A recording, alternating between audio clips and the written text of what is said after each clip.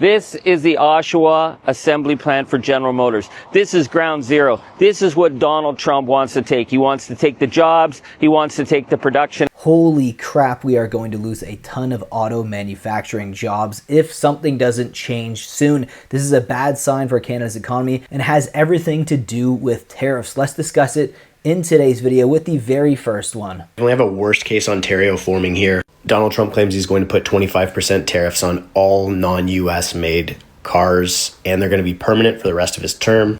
I'll leave it up to you whether or not you believe that. Here's why this is bad, especially for Ontario. The OECD estimated a 3% reduction in motor vehicle and parts export volumes under higher tariffs for autos. Brings me back to this chart that I posted that had a few 100,000 views, which ranks cities in Canada due to their vulnerability against tariffs. St. John and Calgary were most exposed due to oil, but Windsor was the third most exposed simply because of their auto sector. And Oxford Economics mapped out this trade exposure, and you can see there's a massive concentration along the 401 corridor from Montreal to Windsor. And this is because you have thousands of jobs in the auto sector in cities like Oshawa, Oakville, and Windsor, as well as Ingersoll, and those are your US auto manufacturers, and you have two other cities with Japanese manufacturers. I'm just wondering how long it takes Doug Ford to threaten to turn the lights off again. And you have to think about it like this as well. Trump hasn't really implemented a lot of these tariffs yet. Yes, most of the economic damage was just based on threats. He's running the government kind of the way the central bank does, where they have economic forecasts, where they lead you to believe they might be raising rates soon or lowering rates so the market will do its thing so they don't actually have to go into rate cuts or increasing of rates. But regardless, that leads to a ton of economic uncertainty, and markets and companies do not like that. They want stability, they want to see the future, and they want to know how much money and profit they can make. CTV News says new US tariffs on auto sector to devastate industry, raise consumer costs industry. Canada auto industry leaders say the latest tariffs announced by US President Donald Trump will raise the prices of cars for consumers and devastate the sector. This is nuts, said Flavio Volpi, president of the Automotive Parts Manufacturing Association. It seems he's bent on doing the things that he's been warned will shut down the American auto sector, he said. The Canadian and American auto sectors are heavily intertwined. Automotive parts can cross international borders up to 8 times before a vehicle is finally assembled, said Canadian Chamber of Commerce President and CEO Candice Liang. Tariffs could add thousands of dollars to the cost of that vehicle, she said in a statement. And this won't just affect Canada. Obviously, this could affect the United States in a very bad way as well. Trade throughout various countries is not only a sign of stability, but also peace. When multiple countries' hands are actually involved in producing something like that, it leads to cohesion. But some will also say, especially after the pandemic, having everything made in one country is also a threat to national security. Yeah, breaking news right now. Donald Trump is now threatening to shut down Canada's car industry by imposing such massive tariffs that it would permanently shut down the automobile manufacturing business in Canada. In his latest Truth Social post, where he announced this national electricity emergency,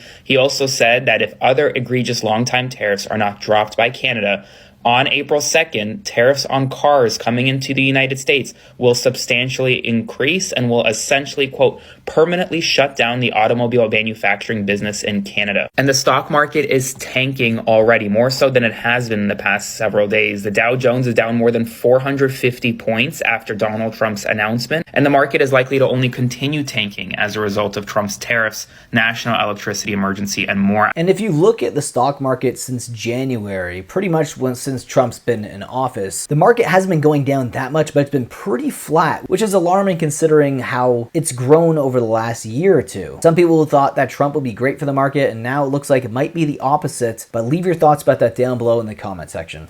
This is the Oshawa assembly plant for General Motors. This is ground zero. This is what Donald Trump wants to take. He wants to take the jobs. He wants to take the production. And guess what? He's not going to get it. Because there's one thing you need to know about Oshawa and the workers here. They have resisted time and time again. When Ronald Reagan tried to break the North American working class in the 1980s, it was the GM workers who stood up to him. When General Motors decided they were going to pull out, they didn't need to be here in Canada. It was the community that stood up to them. These jobs have stayed, and they're going to stay all through no matter what Donald Trump says. Because here in Oshawa, they know how to stand the gaff. They know how to stand up for being true, north, strong, and free. It's elbows up time here in Oshawa. So when he's saying the elbows up, that's definitely a political slogan for Mark Carney. Mark Carney actually uses that political slogan in some of his ads with Mike Myers. So obviously we know where he's leaning politically. Oshawa in general is a big manufacturing city in Canada. In fact, all of Lower Ontario has a lot of manufacturing done. In fact, the first video definitely did state that, if you guys were paying attention to that. So something to be on the lookout for if you are living in those cities. Now remember, if a lot of industries close down, that doesn't just affect that industry, it affects other industries as well. Let's say if you work as a server at a restaurant, there's gonna be less people dining, less tips for you as well, and then also layoffs in that sector. And some businesses may end up shutting down as well. So a lot of industries are intertwined, and when one sector tanks, it will bring down portions of the economy as well. You knew the day was going to come when Canadian steel and aluminum plants were going to lay off people. The biggest private union is the steel workers of North America that are 225,000 people strong, and they are laying off people as we speak, preemptively because of the tariffs. If you don't think that these tariffs are creating uncertainty in our markets, you'll be sadly mistaken. And if you want to guess in the comments below how many people have been laid off, take your best shot. Economic uncertainty. That is one of the main factors for layoffs. Again, you don't even have to have the tariffs fully implemented. Just the fact that you have someone who seems irrational like Donald Trump does in the United States, it causes the market to be afraid, and it causes the market to make these potentially irrational decisions, but you leave your thoughts about that down below in the comment section. Carney calls U.S. auto tariffs a direct attack on workers. Speaking to reporters Wednesday evening after Trump's announcement, Carney said he was suspending his campaign plans for Thursday and returning to Ottawa to hold a meeting of the Canada-U.S. Cabinet Committee to respond to the latest tariff move by the White House. Carney said the Liberal government has imposed some retaliatory tariffs already, made a commitment to use every dollar collected from those retaliatory tariffs to support workers,